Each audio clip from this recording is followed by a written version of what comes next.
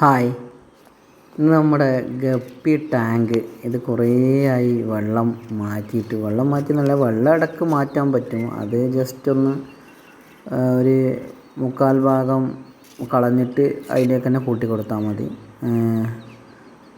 ഇതങ്ങനെയല്ല, ഇതൊന്ന് ടാങ്ക് തന്നെ ഒന്ന് ഫുള്ളൊന്ന് വെള്ളം മൊത്തം മാറ്റിയിട്ടൊന്ന് വൃത്തിയാക്കിയിട്ട് എടുക്കണം. ഇതാ നമ്മൾ ഗപ്പി, ഇത് ക്ലിയർ ഉണ്ടോയെന്നറിയില്ല, എന്നാലും കാണിച്ചു തരാം. ഇതാണ് ഗപ്പിയുടെ സൗന്ദര്യം കാണണമെങ്കിൽ ഈ വെയിലത്ത് പറ്റില്ല. അത് ഞാൻ പിന്നെ കാണിച്ചു തരാം എന്തായാലും. അപ്പോൾ ഇതിപ്പം കുറച്ച് സ്പീഡാക്കുന്നുണ്ട് വീഡിയോ. അപ്പോൾ നമുക്കിപ്പോൾ ഈ വെള്ളം മൊത്തം മാറ്റിയെടുക്കണം. വെള്ളം കളഞ്ഞിട്ട് മീനിനൊക്കെ മാറ്റിയിട്ട് ഈ ഫ്രിഡ്ജിലെ ബോക്സ് ഒന്ന് കഴുകണം. അപ്പോൾ വെള്ളം മൊത്തം മാറ്റിയിട്ടുണ്ട്. ഇനി കുറച്ച് നാളായി, ഏകദേശം 1 വർഷത്തിൻ്റെ അടുത്തായി തോന്നുന്നു മാറ്റിയിട്ട് വെള്ളം ഇങ്ങനെ.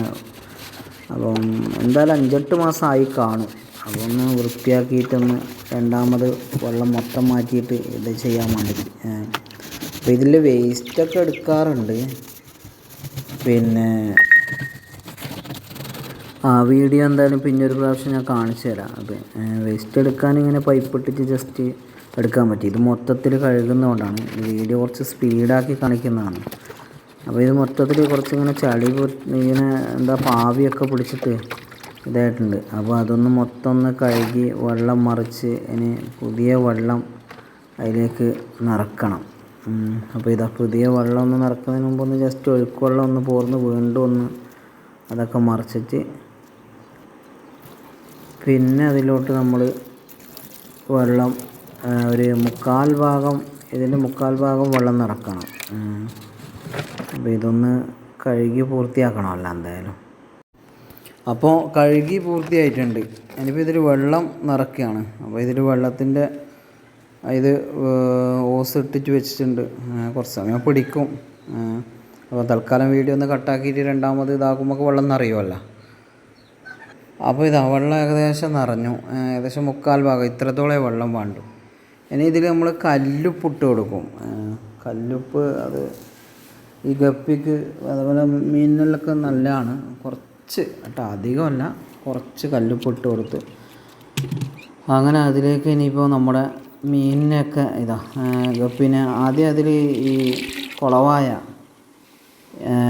അത് ഇടണം. അത് ഒന്ന് ശുദ്ധീകരിച്ച് മറ്റേ ഇത് വെള്ളത്തിലുണ്ടായില്ല, അപ്പോൾ ഒന്ന് ജസ്റ്റ് ഇപ്പുറത്തെ വെള്ളത്തിലൊന്ന് കഴുകിയിട്ട് അതിലേക്ക് ഇടുകയാണ്.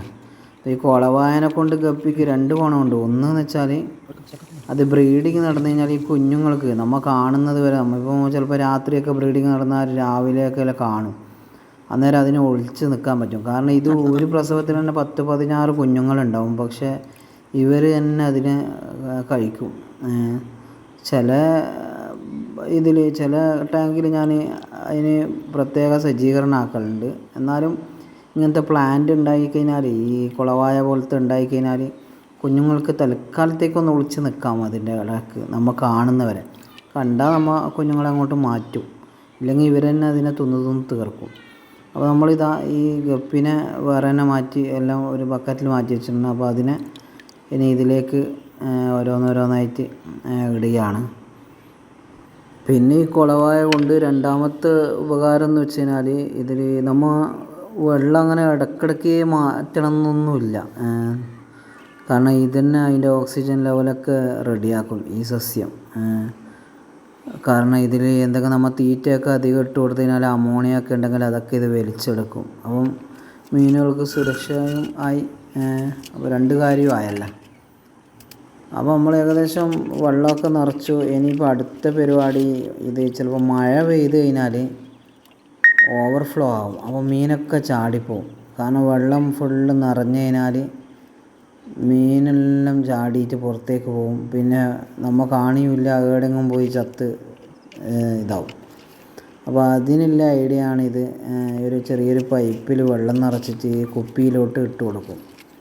കുപ്പിയിലോട്ട് ഇട്ട് കൊടുത്തു കഴിഞ്ഞാലെന്ന് വെച്ചാൽ പിന്നെ അപ്പോൾ ആ കുപ്പിയിലെ ലെവലിൽ വെള്ളം അതിന് കൂടുതലാവുമ്പം ഇതിലെ കൂടി ഈ കുപ്പിയിൽ വെള്ളം നിറഞ്ഞിട്ട് അത് മറിയും. അപ്പോൾ മഴ പെയ്താൽ നമുക്ക് പേടിക്കേണ്ട ആവശ്യമില്ല. മഴ പെയ്തിട്ട് പെട്ടെന്ന് ഒരു മണിക്കൂറൊക്കെ മഴ പെയ്തിട്ട് അതിൽ വെള്ളം ഫുള്ളാവുന്ന വിധത്തിലായാലും ഇതിങ്ങനെ കുറച്ച് കുറച്ചായിട്ട് ആ വെള്ളം പോയിട്ട് അതങ്ങനെ തീരും. അപ്പോൾ ആ ലെവലിൽ തന്നെ വെള്ളം നിൽക്കും.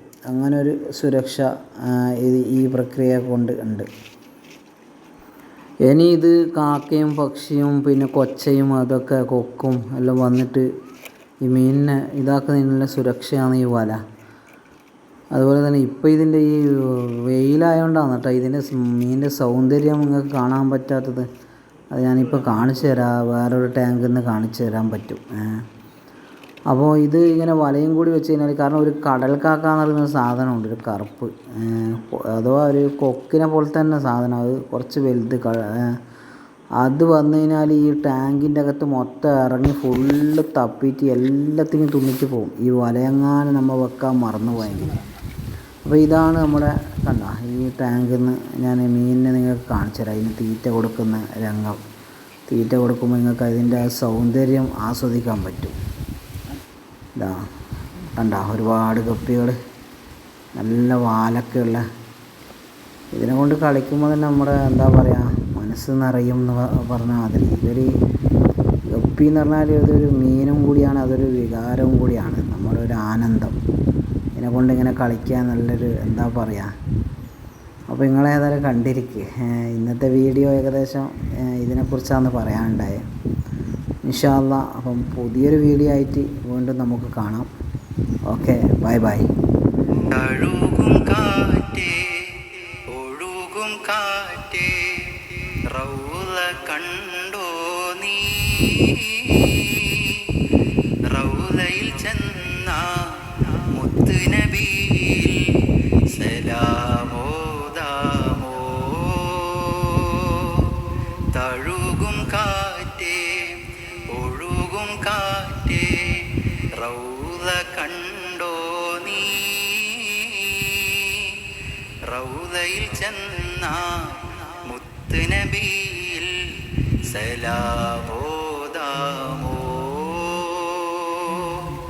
പാരിൽ മികച്ചുള്ള പൂവനം റൗള പോരിശ പ്രഭ പൂരിതം. പാരിൽ മികച്ചുള്ള പൂവനം